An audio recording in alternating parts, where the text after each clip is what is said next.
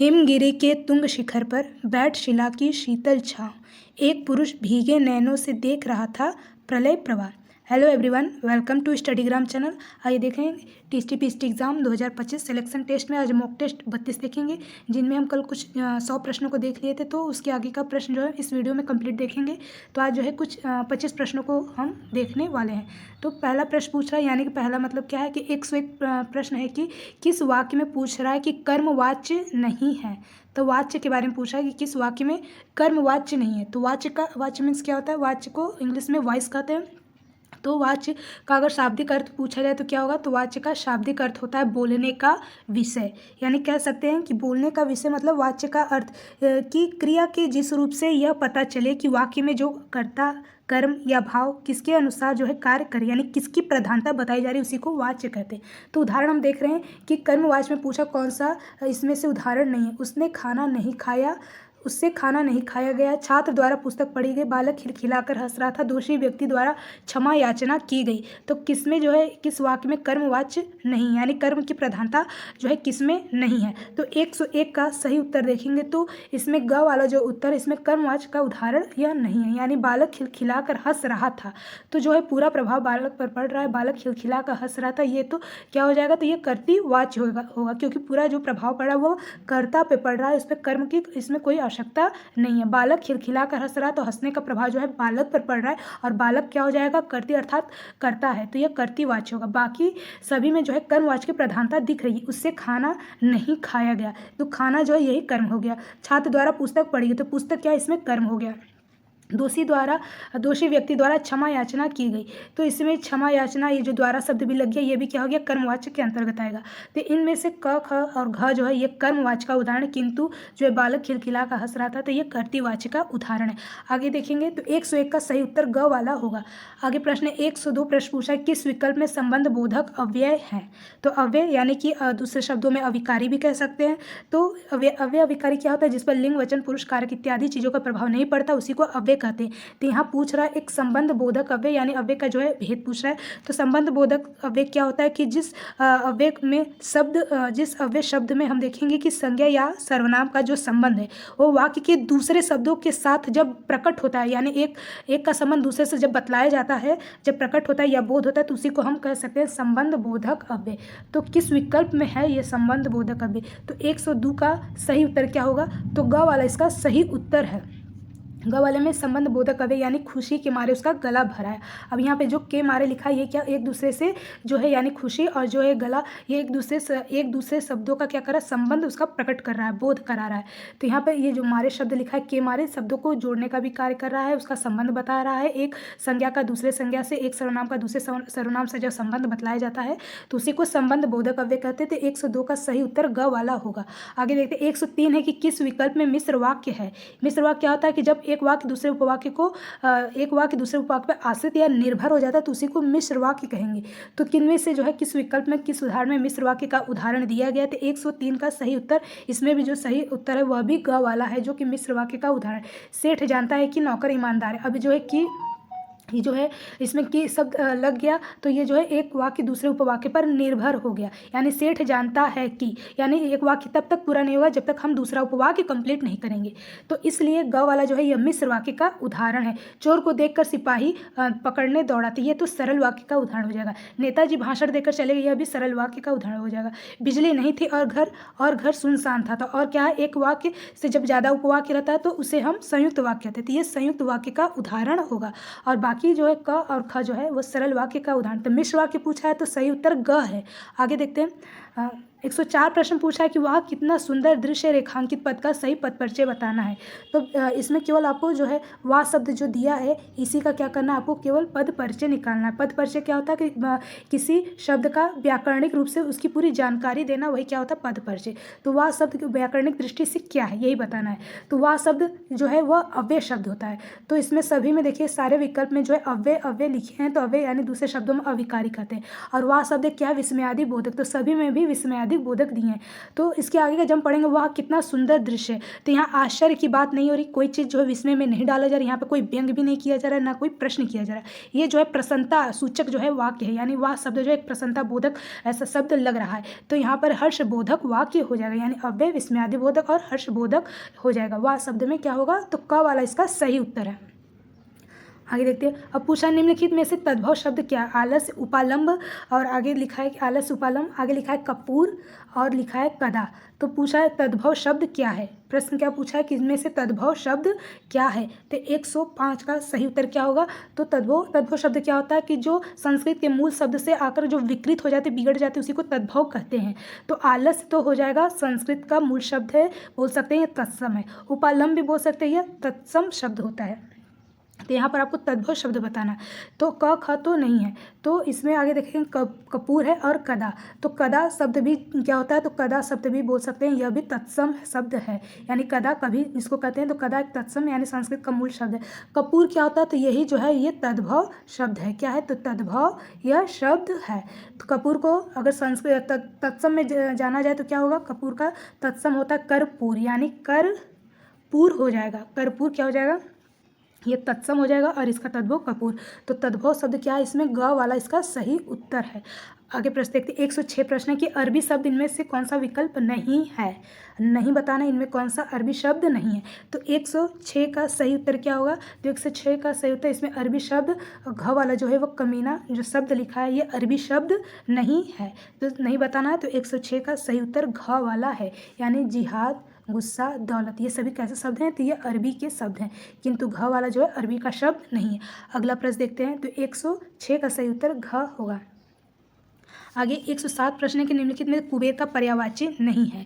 पर्यायवाची यानी समान शब्दों का बोध कराने वाले को पर्यायवाची कहते हैं। इसको दूसरे शब्दों में समानार्थी भी कहते हैं। तो कुबेर का पर्यायवाची कौन सा नहीं, एक कुंडल, श्रीकंठ, शिखा, वैष्णव, वार्ष्णेय। तो कौन सा पर्यायवाची कुबेर का नहीं है। तो 107 का सही उत्तर जो है घ वाला जो है वार्ष्णेय, यह कुबेर का पर्यायवाची नहीं। एक एकल कुंडल यह कुबेर का पर्यायवाची है। श्रीकंठ सखा भी जो है कुबेर का पर्यायवाची है। वैश्रवण यह भी कुबेर का पर्यायवाची। तो ये तीनों जो है कुबेर का पर्यायवाची शब्द, याद रखिएगा, ऐसे ही प्रश्न पूछे जाएंगे। तो वार्ष्णेय जो है वो कुबेर का पर्यायवाची नहीं है। आगे देखते हैं। तो 107 का सही उत्तर घ है। आगे देखते हैं 108 निम्नलिखित में सही विलोम युग्म कौन सा नहीं है। विपरार्थक शब्द के बारे में पूछा, यानी उसका उल्टा कौन सा इसमें नहीं दिया। निंद, स्तुत्य, निषिद्ध, विहित, निर्मल, अमल, इति, अथ। तो कौन सा नहीं है, तो 108 का सही उत्तर जो ग वाला है, 108 का ग वाला वह विलोम युग्म नहीं है, यानी निर्मल का अमल नहीं होगा। ठीक है ना, निर्मल का मैला कह सकते हैं, तो निर्मल का अमल नहीं होगा। निंद यानी निंदा करना, उसकी स्तुति करना, निषिद्ध, विहित, इति और अथ सही है, किंतु निर्मल का अमल नहीं जो है विलोम इसका यह नहीं होगा। तो नहीं पूछ रहा है, तो इसलिए सही उत्तर ग है। आगे देखते हैं। 109 प्रश्न है कि इला शब्द किस अर्थ में प्रयुक्त नहीं होता। अनेकार्थी शब्द के बारे में पूछना कि जो इला शब्द होता है किस शब्द के अर्थ के लिए प्रयोग नहीं किया जाता। भूमि के लिए, गाय के लिए, सरस्वती के लिए, या फिर बुद्धि के लिए। तो 109 का सही उत्तर क्या होगा, तो घ वाला होगा। 109 का सही उत्तर घ, यानी कि इला जो शब्द है किसके अर्थ में प्रयोग नहीं होता, तो बुद्धि के लिए प्रयोग में नहीं किया जाता। बाकी इला को भूमि भी कह सकते, इला को गाय भी कहते हैं, और इला को सरस्वती भी कहते हैं, किंतु बुद्धि नहीं कहेंगे। तो नहीं पूछा है, तो सही उत्तर घ है। आगे प्रश्न 110 की निम्नलिखित में सुमेलित नहीं है। कौन सा सुमेलित नहीं है, तो ये वाक्यांश का कुछ दिया है शब्द कि पहाड़ के ऊपर समतल भूमि अधिकता का, शीघ्रता का भाव, त्वरा, जो जानवर किसी के देख रेख में न रहा, अनेर, जिस वस्त्र को न पहना गया, अप्रतहत। तो 110 का सही उत्तर क्या होगा, तो 110 का सही उत्तर जो है वह ख वाला होगा, यानी जो सुमेलित नहीं है, तो कौन सा ख वाला वह सुमेलित नहीं है, यानी शीघ्रता का अभाव को त्वरा नहीं कह सकते। ठीक है, तो यही क्या है, सुमेलित नहीं। बाकी पहाड़ के ऊपर की जो समतल भूमि उसको अधिकता का, याद रखिएगा, जो जानवर किसी के देख रेख में नहीं रहता उसको अनेर कहते हैं। एक वाक्यांश में क्या कहेंगे, जो जानवर किसी के देख रेख संरक्षण में नहीं रहता वो अनेर कहलाता है। जिस वस्त्र को नहीं पहना गया हो उसको अप्रतहत कहते हैं। तो इस चीज़ को भी याद रखिएगा। तो सही उत्तर 110 का ख, शीघ्रता का भाव को त्वरा नहीं कहेंगे।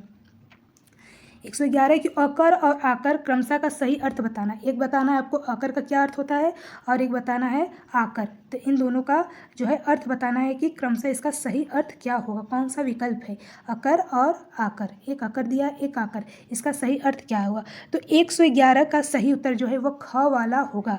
111 का सही उत्तर ख वाला, यानी अकर को कहेंगे न करने योग्य, उसको अकर कहेंगे, यानी वो कर नहीं सकता, करने की योग्य नहीं, करने के लायक नहीं है, तो उसको अकर कहेंगे। आकर मतलब क्या होता है, तो खान होता है। आकर मीन्स क्या होता है, तो आकर का अर्थ होता है खान। तो ये शब्द युग्म का जो है बारे में पूछा है कि कौन सा सही अर्थ नहीं है, मतलब सही अर्थ है, पूछ रहा है कौन सा सही अर्थ है, तो न करने योग्य और खान, अकर और आकर का क्रमशः सही अर्थ है। ख वाला बिल्कुल सही है। अगला देखते हैं 112 शुद्ध वाक्य पूछा कि इनमें से शुद्ध वाक्य कौन सा है। मेरे को कुछ याद नहीं आ रहा है, तो यहाँ पे जो को शब्द लगेगा ये तो पहले ही क्या हो जाएगा, अशुद्ध हो जाएगा। यहाँ पर शुद्ध पूछ रहा है। वे एक अच्छे अध्यापक हैं, तो वे एक अच्छे अध्यापक हैं, क्या ये सही है। तो आगे देख लेते हैं 112 आगे लिखा है, ग पूछ रहा है कि किसी और दूसरे डॉक्टर से मिलूंगा, खबर सुनकर मैं विस्मित हो गया।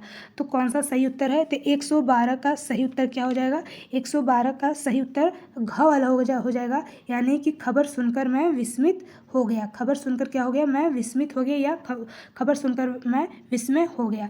तो यहाँ पर किसी और दूसरे डॉक्टर से मिलूंगा, तो इसमें भी ये जो अशुद्ध वाक्य दिया है, तो किसी और डॉक्टर से मिलूंगा, तो इसमें क्या है, डॉक्टर से मिलूंगा नहीं बल्कि किसी और दूसरे डॉक्टर से मिलेंगे तो होना चाहिए। तो सही उत्तर जो है शुद्ध वाक्य, खबर सुनकर मैं विस्मय हो गया, तो घ वाला बिल्कुल शुद्ध वाक्य। आगे देखते हैं 113 प्रश्न है कि आंखें बंद होना का मुहावरे का सही अर्थ बताना। कि आंखें बंद होना क्या मुहावरे का सही अर्थ होगा। तो 112 113 का सही उत्तर ख वाला होगा, यानी कि मृत्यु हो जाना, आंखें बंद होना, सीधा सा अर्थ इसका निकल रहा है। 114 है कि कौन सी लोकोक्ति और उसका अर्थ सुमेलित नहीं है। तो कौन सी लोकोक्ति के बारे में पूछ रहा है, कौन सा इसका अर्थ सुमेलित नहीं बताया गया है, तो नहीं के बारे में बताना। तो 114 का सही उत्तर जो है वह घ वाला, वह सुमेलित नहीं है। घ वाला जो है वह सुमेलित नहीं है। पहला बोला कि पकाई खीर पर हो गई दलिया, तो भाग्य का साथ न देना, इसका बिल्कुल सही अर्थ निकाला इस लोकोक्ति का। फलेगा सो झड़ेगा, तो सुख के बाद दुख का असंभावी है। तो सुख के बाद दुख क्या होता है, मतलब अवश्य रूप से संभावना की जा सकती। भीख मांगे आंख दिखावे, तो असमर्थ होकर के अकड़ना, ठीक है ना, भीख भी मांग रहा है और आंख भी दिखा रहा है, तो असमर्थ है फिर भी वह अकड़ है उसके अंदर। तो यहाँ पे यह भी लोकोक्ति का सही अर्थ बता, किंतु लिखे ईसा पढ़े मूसा कथनियों करने में, तो ये बिल्कुल तरीके से ये जो है लोकोक्ति का अर्थ गलत बता रहा है। तो 114 का सही उत्तर जो है सुमेलित नहीं है, असंगत पूछा, तो घ वाला उत्तर बिल्कुल सही है। अगला है 115 विचारात्मक निबंधों में निम्नलिखित में से किस शैली का प्रयोग किया जाता है। तो किसमें पूछा कि विचारणात्मक जो निबंध होते हैं, जिस शैली में लिखे जाते हैं विचारणात्मक निबंध, उसमें किस प्रकार की शैली यानी लिखने का ढंग किस प्रकार का जो है प्रयोग करते हैं। तो 115 का सही उत्तर जो है वो समाज शैली का करते हैं। किसका, समाज शैली का जो है प्रयोग करते हैं, किसमें, विचारात्मक निबंधों में। आगे देखते हैं 116 की शब्द दोष नहीं है, अक्रमत्व, दुष्क्रमत्व, श्रुति कटुत्व या क्लिष्टत्व।